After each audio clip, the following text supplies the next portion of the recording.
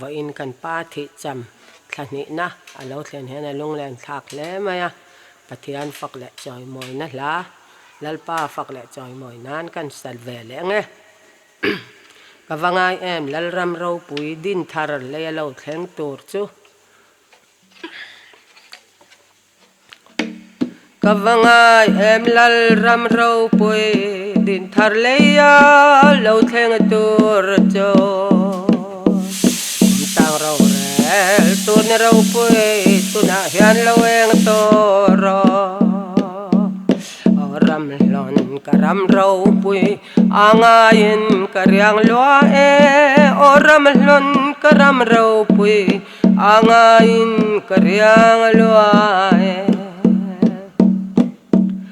cham re nge kalal ram tiam ram loa tula tur thang vana zain ka zel don sin le zayon angui zo ta ram lon karam ro pui angain karyang loa e o ram lon karam ro pui angain karyang loa e lal zong zong tene na lal pa kalungay na kasoy te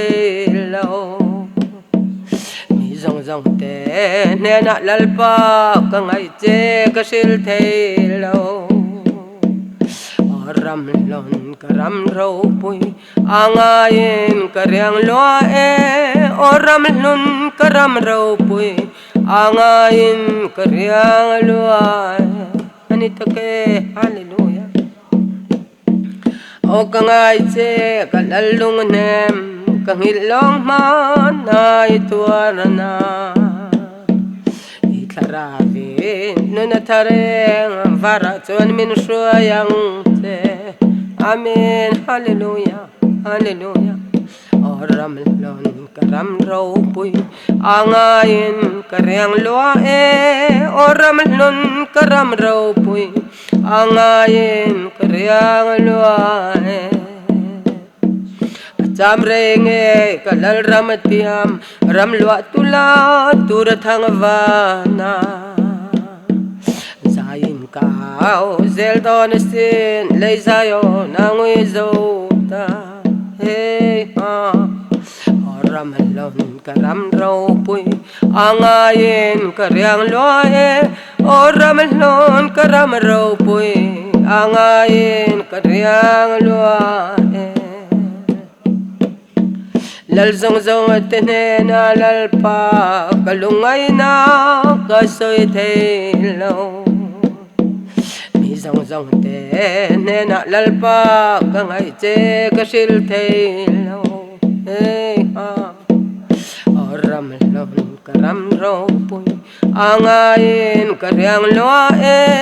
o ram lon karam ro pui angain karyang loa e o kangai che kalalung nem kangilong manai tuarana hallelujah amen hallelujah itarabi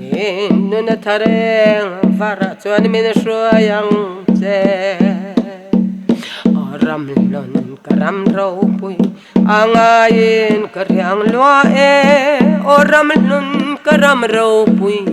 angain karyang loa amen hallelujah o kangai che kalalung nem kangilong manai tuarana itarabi nuna tareng vara chuan min shuayang che o ram lon karam ro pui angain karyang loa e o ram lon karam ro pui angain karyang loa e hallelujah lalpa in malsom 0 se